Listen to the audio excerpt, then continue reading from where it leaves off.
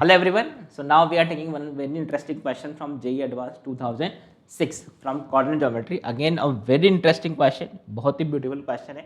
अगर आपने पहले सॉल्व नहीं किया है तो इसको ट्राई करो, देन सी द सॉल्यूशन. ठीक है, तो let's start discussing this. Passage question है, इसके तीन पार्ट्स हैं, all the single correct answers. So let's start this. ABCD is a square of side length 2 units. C2 is a circle passing through ABCD. C1 is a circle which is touching all the sides of ABCD. L is the line passing through A. तो basically ऐसा है, आपके पास एक square है ABCD, मान लीजिए square, इसका side length क्या है 2 है, और C2 is a circle which is passing through vertices. तो ये ABCD से ये पास हो रहा है circle, this is C2. And C1 is a circle which is touching all the sides. तो ये C1 is a circle which is touching all the sides. बिल्कुल सिमेट्रिक होगा क्योंकि circle symmetric, square symmetric. And L is a line passing through vertex है. तो मान लो अगर ये वर्टेक्स A है तो ऐसे ये लाइन L इससे पास हो रहा है. ये कोई भी लाइन हो सकता है. Now the question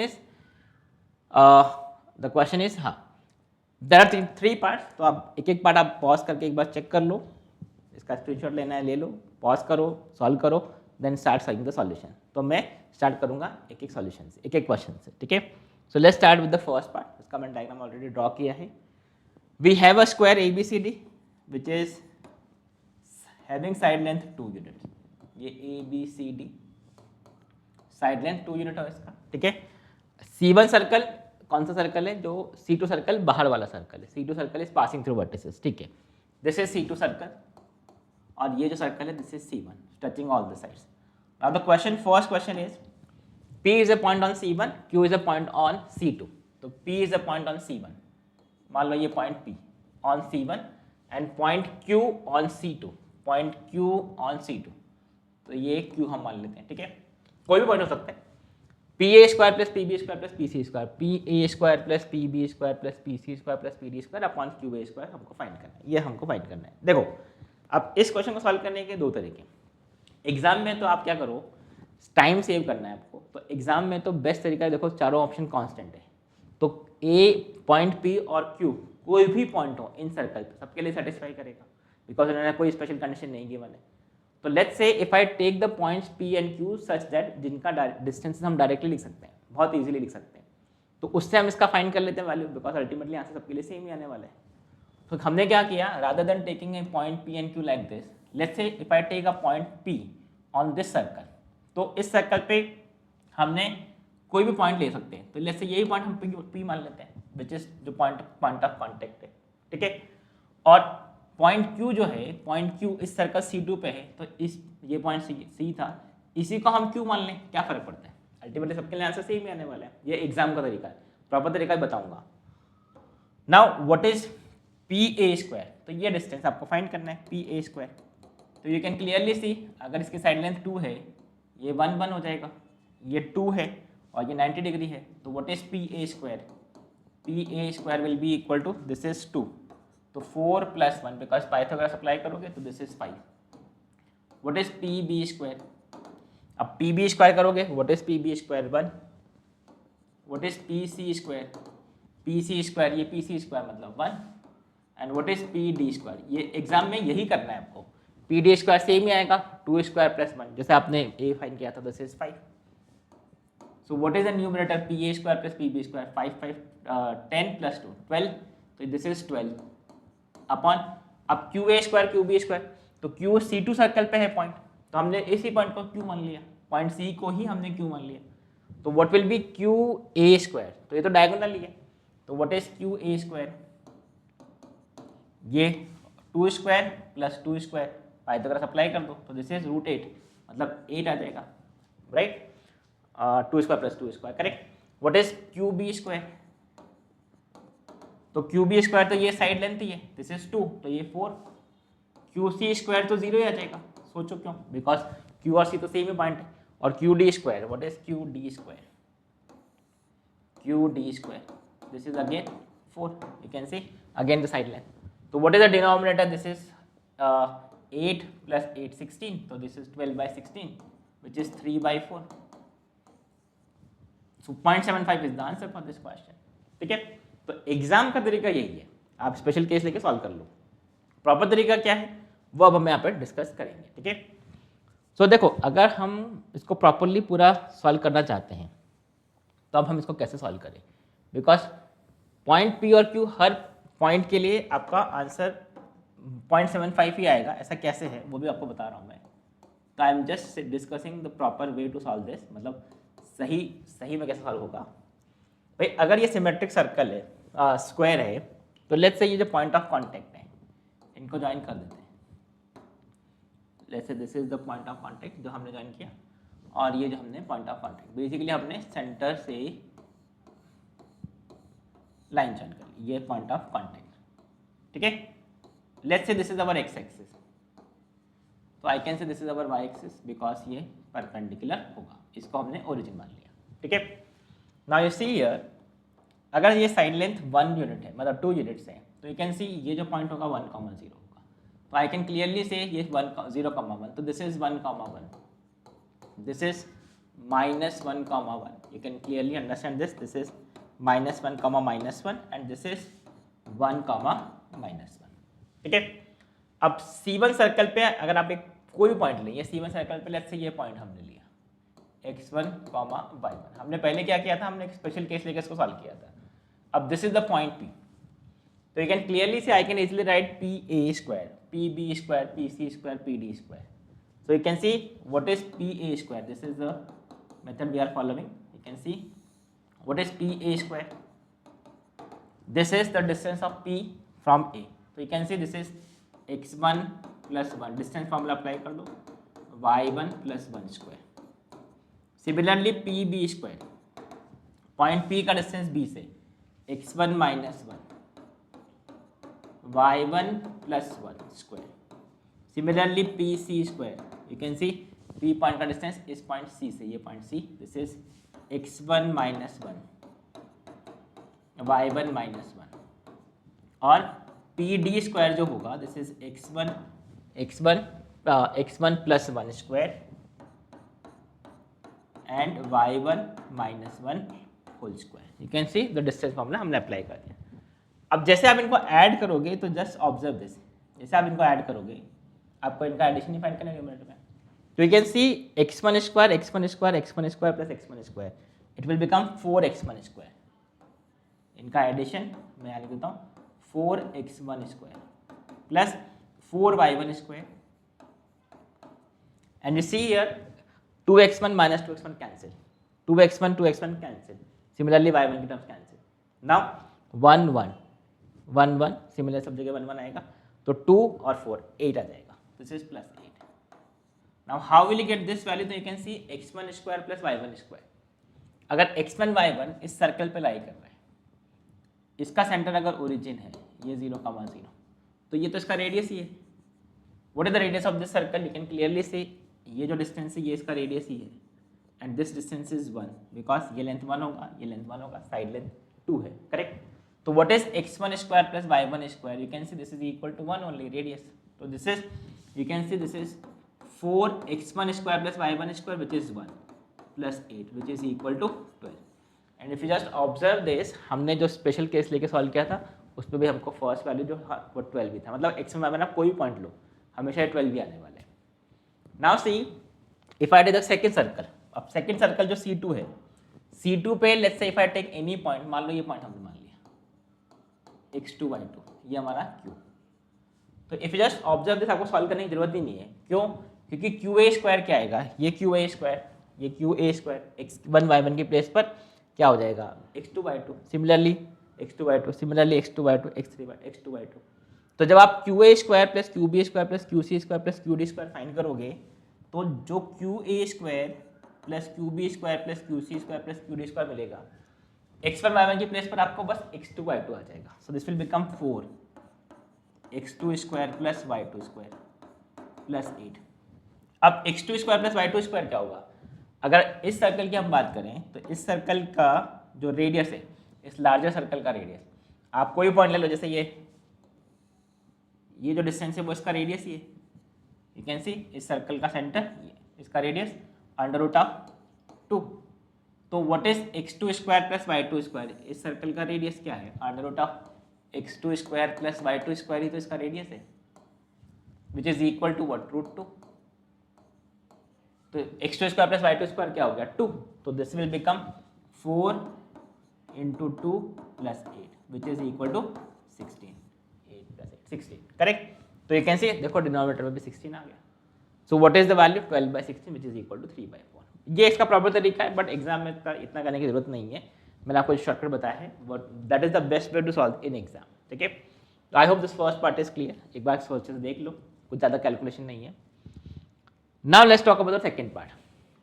second part is very interesting. इसमें देखो बिना कैलकुलेशन के मैं आपको बहुत ही इंपॉर्टेंट कॉन्सेप्ट बताने वाला हूँ विच यू शुड रिमेंबर, ठीक है। आपने क्लास में भी हो सकता है किया हो, but this is one important concept which you should remember. A circle touches the line L, ठीक है। Circle touches the line L, अच्छा सॉरी, तो यहाँ पे हमारा ये जो एल था वो क्या है, यहाँ पे ये जो लाइन एल था, this is line L which is passing through vertex ए, ठीक है। तो इसका डायग्राम मैंने से ड्रॉ किया है, एक बार देख लो। Circle touches the line L, ये जो लाइन था एल, ठीक है, which is passing through vertex A, जो वर्टेक्स ए था उससे ये पास हो रहा था, ठीक है। एंड द सर्कल C1, और सर्कल जो C1 था वो इनर सर्कल था, यू कैन सी ये जो सर्कल C1 है वो इनर सर्कल है, ये सर्कल C1 था, ठीक है। ये लाइन L, ये वर्टेक्स A और ये सर्कल C1, बाकी मैंने यहाँ पे स्क्वायर ड्रॉ नहीं किया है। A circle touches the line L and C1 externally, मतलब ये अगर L और ये C1 को एक सर्कल है जो इसे टच कर रहा है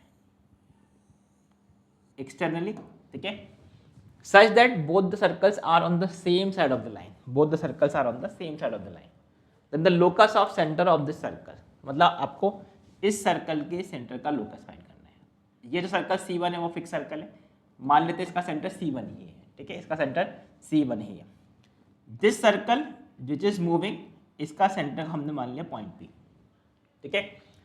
the locus of the centre of this circle आपको फाइंड करना है, मतलब अगर आप why we have the locus, because अभी ये सर्कल बना, फिर एक सर्कल ऐसा बनेगा, फिर ऐसा सर्कल बन सकता है, फिर ऐसा सर्कल बन सकता है। तो यू कैन सी ये जो पॉइंट P है वो ऐसे मूव कर रहा है, ऐसे मूव कर रहा है। तो आपका क्वेश्चन ये है कि व्हाट इज द लोकस, ये जो लोकस बना है वो क्या है, एलिप्स है, पैराबोला है, हाइपरबोला है, स्ट्रेट लाइन का पार्ट है, ठीक है। तो वो हम कैसे प्रूव करेंगे, कैसे चेक करेंगे। तो now understand this is very very important question. यहाँ पे बहुत ही बेसिक कॉन्सेप्ट जो डेफिनेशंस होती हैं, जिन्होंने इस पर ध्यान दिया है वो इस क्वेश्चन को बहुत इजीली सॉल्व कर सकते हैं। Now just observe this is the fix point, this is the moving point. If I से इस सर्कल का रेडियस इज r और इस सर्कल का रेडियस कैपिटल R मान लेते हैं, जो भी वैल्यू होगा हम चेक कर सकते हैं इसका रेडियस, ठीक है। इसका रेडियस हमने R फिक्स कर दिया। What is the condition that these two circles are touching externally? We know what is the condition for two circles to touch externally. This is C1, C2. मतलब distance between their centers P और C1 should be equal to radius का sum. ये R इस fix circle का radius है, ठीक है, और इसका रेडियस तो R है, ठीक है। Now see, अगर ये परपेंडिकुलर आपने ड्रॉ किया, हमने क्या बोला, हमने इसके पैरेलल एक लाइन ड्रॉ किया। आई होप यू कैन सी, इसके परपेंडिकुलर पैरेलल हमने एक लाइन ड्रॉ किया which is at a distance R, which is capital R, जो इसका रेडियस था उस उतने डिस्टेंस पर इस लाइन से हमने एक पैरेलल लाइन लिया, ये पैरेलल लाइन, ठीक है। तो नाउ सी, अगर ये इससे पैरेलल R डिस्टेंस पर हमने से लाइन लिया, ये भी फिक्स लाइन होगा। फिक्स लाइन क्यों होगा, क्योंकि ये फिक्स लाइन है, ये भी फिक्स लाइन है। तो अगर हम इस लाइन से इसका डिस्टेंस चेक करें, जैसे ये m है, परपेंडिकुलर ड्रॉप किया, ये m, तो what is the length PM? This is also R plus R। I hope this is making sense. इस पॉइंट P से इस फिक्स लाइन का, जो कि इससे पैरेलल लाइन पर है, पैरेलल है और R डिस्टेंस पर है, तो ये जो टोटल डिस्टेंस होगा वो PM क्या हो गया, R plus R। And if you just observe this, can I से दिस इंप्लाइज पॉइंट P का डिस्टेंस इस लाइन से हमेशा इक्वल आएगा, ठीक है। अगर मान लीजिए आपने ये सर्कल यहाँ पे नहीं है, कहीं और भी है, मान लीजिए ये सर्कल ऐसा है, तो यू कैन सी ये जो पॉइंट P अब यहाँ पर आ गया, तो ये डिस्टेंस क्या होगा, इसका कुछ और रेडियस होगा और ये R, और अगर आप इससे फिर परपेंडिकुलर ड्रॉप करोगे तो ये R डैश और ये फिर R, तो R plus R dash, this is R plus R dash, मतलब हमेशा बराबर रहेगा। That means point P is moving such that the distance of point P from this point, fix point and a fix line are equal. Then the locus, अगर एक point इस तरह से move कर रहा है जिसका डिस्टेंस एक फिक्स लाइन से और एक फिक्स पॉइंट से इक्वल है, then the locus of point P is a parabola, क्योंकि ये तो डेफिनेशन ऑफ पैराबोला ही है। If a point is moving such that इसका distance from a fix point and a fix line, यहाँ पे फिक्स लाइन क्या है, इस गिवन लाइन के parallel line, then the locus of point P is a parabola. मतलब ये जो होगा पॉइंट P ऐसे एक पैराबोला पे मूव करेगा जिसका फोकस C1 होगा और जिसका डायरेक्ट्रिक्स, ये जो हमने लाइन ड्रॉ किया है पैरेलल टू दिस लाइन, वो इसका डायरेक्ट्रिक्स होगा। सो what is the locus of point P, this is locus of centre, this is a parabola. Locus of centre of this circle जो हमने P माना है उसका लोकस क्या होगा, पैराबोला होगा। आई hope this is clear and this is one important point you should remember, क्योंकि इस पे काफ़ी क्वेश्चंस बन सकते हैं, ठीक है। और ये क्लिक करना थोड़ा डिफिकल्ट है कि यहाँ से हम पैरेलल लाइन ड्रॉ कर लें जो कि r डिस्टेंस पे होगा, तो उससे डिस्टेंस हमेशा बराबर होगा, तो जो लोकस होगा that will be a parabola. ऐसा कुछ पैराबोला बनेगा ये जिसका फोकस फिक्स पॉइंट होगा, डायरेक्ट्रिक्स ये जो लाइन है हमने ड्रॉ किया, तो इसको चेंज करके काफ़ी क्वेश्चंस बनाए जा सकते हैं, ठीक है। तो इसलिए आप उसको इस कॉन्सेप्ट को ध्यान रखो। So what is the answer for this? This is the parabola. I hope you have understood this. This is the basic this is the definition of parabola. एक पॉइंट इस तरह से मूव कर रहा है जिसका डिस्टेंस फोकस से और डायरेक्ट्रिक्स से बराबर होता है, तो वो लोकस होता है, पैराबोला होता है। तो ये डायरेक्ट्रिक्स और ये फोकस, ठीक है। Now the next part. The next part is a line is passing through vertex A. ठीक है, ये vertex A, ये vertex A, B, C and D. A line M is passing through vertex A, ये M, ठीक है, is drawn parallel to BD। तो ये हमने BD के पैरेलल ड्रॉ किया, वो जो लाइन L था वो अलग था, अभी हमने BD के पैरेलल ड्रॉ किया। Point S move such that, अब क्या है, एक पॉइंट S है which is moving such that it's distance from the line BD। एक पॉइंट है S which is moving such that it's distance from the line BD। तो ये BD से जो डिस्टेंस है, BD से जो डिस्टेंस है is equal to the distance from vertex, distance from line BD and the vertex A are equal. मतलब vertex A और इससे लाइन से, जो BD लाइन से इससे जो डिस्टेंस है वो हमेशा इक्वल है, ठीक है। Then the locus of S cuts M, ठीक है। तो जो S का लोकस होगा वो इस M लाइन M को किस पे कट कर रहा है, T2 और T3 पे। तो पहले तो ये देखो, अगर आपको प्रीवियस क्वेश्चन समझ में आ गया है, प्रीवियस पार्ट समझ में आ गया है, तो a point is moving such that इसका distance from BD and A are equal. तो इसका मतलब तो ये हो गया कि जो S का लोकस होगा वो पैराबोला होगा। तो जो S का लोकस है, लोकस ऑफ S, वो क्या है, पैराबोला। तो यू कैन सी जो पैराबोला होगा ये वर्टेक्स A, वो कुछ इस तरह से बनेगा, ठीक है। अगर हम इसको ज्वाइन कर दें, यू कैन सी ये हमने ज्वाइन कर दिया, ठीक है। Why I have drawn this, because see अगर S इस तरह से मूव कर रहा है जो कि जिसका डिस्टेंस लाइन BD से और वर्टेक्स A से इक्वल है, then the locus is will be a parabola whose directrix will be BD। so this will be the directrix because यही तो डेफिनेशन है पैराबोला का। और ये जो पॉइंट A होगा वो इसका क्या हो जाएगा, इट विल बिकम फोकस। तो ये जो हमने ड्रॉ किया, this is the locus of that point S। और ये जो पॉइंट होगा, मतलब ये जो लाइन होगा वो एक्सिस ही होगा, बिकॉज ये जो एक्सिस क्यों होगा, because this is perpendicular to directrix, क्योंकि डायगोनल दोनों क्या होते हैं, परपेंडिकुलर होते हैं, and it is also passing through focus that is vertex A। तो ये जो है this is the axis of this parabola. तो अब मैं इसको, इसकी जरूरत नहीं है, इसको मैं रिमूव कर देता हूँ। ये हमने लोकस ड्रॉ कर लिया है। तो यू कैन सी यहाँ पे बहुत बेसिक से जो पॉइंट्स हैं पैराबोला के डेफिनेशन के ऊपर क्वेश्चन बनाया है, ठीक है। Now the locus of S, तो ये हमने ड्रॉ कर दिया, locus of S cuts M मतलब ये जो line at T2 and T3। तो ये जो पॉइंट है this are T2 and T3, तो you have to find and AC at T1, AC क्या है, ये AC एट T1 मतलब ये T1, तो you have to find the area of triangle T1 T2 T3, आपको बस T1 T2 T3 का एरिया फाइंड करना है, बस इतना सा क्वेश्चन है, ठीक है। So I hope the question is clear now. अब area of triangle T1 T2 T3 कैसे फाइंड करोगे, यू कैन सी ये फोकस ये वर्टेक्स, ठीक है। अच्छा, हमको ये पता है इस ट्राइंगल में इस स्क्वायर का जो साइड लेंथ है, साइड लेंथ क्या है, साइड लेंथ इज 2, ठीक है। तो ये जो लेंथ होगा डायगोनल का लेंथ AC विल बी √8 2√2, ठीक है।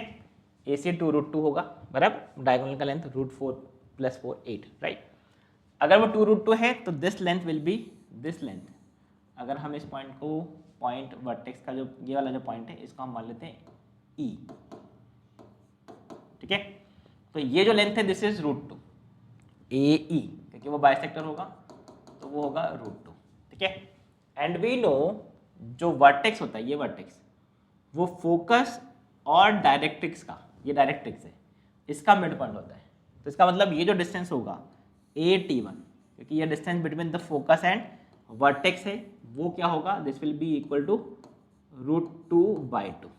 आई hope this is clear, because T that is the vertex is the mid point of the directrix and focus. ये बेसिक प्रॉपर्टीज हैं पैराबोला की, अगर आप नॉर्मल पैराबोला को देख के सॉल्व करोगे, फोकस और ये डायरेक्ट्रिक्स ये हमेशा बराबर होता है वर्टेक्स से, ठीक है। वर्टेक्स हमेशा मिड पॉइंट होता है, तो इसलिए ये मिड पॉइंट होगा। तो ये टोटल डिस्टेंस हमने देखा था A √2 है, तो ये √2/2 आ गया, मतलब हमको AT1 तो पता ही है। अच्छा, ये परपेंडिकुलर होगा, why this will B perpendicular, you can C, because ये डायरेक्ट्रिक एक्सिस और ये क्या है इसके पैरेलल है, ये इसके पैरेलल है, तो ये 90 डिग्री पे होगा, ठीक है। अगर ये फोकस है तो कैन आई से T2 T3 जो होगा T2 T3 this will be the latest sector. Why this is lateral sector? Because this is passing through focus and perpendicular to axis, क्योंकि ये इसके पैरेलल है। I hope this is clear. What is the lateral sector of the parabola? This is 4a. अच्छा, इस parabola का a क्या होगा, तो we know वर्टेक्स और फोकस के बीच में डिस्टेंस a के बराबर होता है, तो a जो पैराबोला वाला a है वो क्या है, √2/2 मतलब 1/√2, ठीक है। तो what is the lateral sector? This is 4/√2, 4 divided by √2. Now what is the area of the triangle? आपको जो एरिया फाइंड करना है, what is the area of triangle T1 T2 T3? This is half. What is base? Base तो T2 T3 है, latest sector which is 4/√2 into height. What is height? Height तो यही है because ये perpendicular है, तो what is the height? This is √2/2 which is 1/√2, ये 1/√2. So what is the answer? This you can सी, ये 1 आ जाएगा, 4 और ये 4/4 विच इज़ 1, तो what is the answer, this is 1 square unit, ठीक है। So I hope this is clear, ठीक है। बहुत टाइम लगा इस क्वेश्चन को सॉल्व करने में, बट एग्जाम में इतना टाइम नहीं लगेगा अगर आप बहुत अंडरस्टैंडिंग है पैराबोला के डेफिनेशंस की, तो इसको आप बहुत इजीली सॉल्व कर सकते हो, ठीक है। क्वेश्चन डिफिकल्ट नहीं है, बेसिक्स बहुत क्लियर होने चाहिए कि डेफिनेशन ऑफ पैराबोला क्या होता है, ठीक है। आई होप दिस इज क्लियर। हमने सिर्फ अंडरस्टैंड किया कि ये लोकस क्या बनेगा, वो एक पैराबोला बनेगा, और उसके अकॉर्डिंग हमने चेक किया कि ये फोकस होगा, ये डायरेक्ट्रिक्स होगा, ये एंड्स ऑफ लेटेस्ट सेक्टम होंगे, क्योंकि ये एक्सिस है, उसके परपेंडिकुलर लाइन है, पासिंग थ्रू फोकस है, तो ऐसे हमने इसको अप्रोच करने की कोशिश किया, ठीक है। तो I hope this part is also clear. Just revise with एक बार थोड़ा सा आराम से इसको पॉज करके देखो, you will be able to understand all the 3 parts of this question, ठीक है। तो this part is difficult part, I'll say this is a difficult part, but this is not very difficult advanced point of view से, and obviously this is, अगर आपको ये trick समझ में आता है तो you can easily solve this part of this question also, ठीक है। So that's it for this, thank you, bye bye.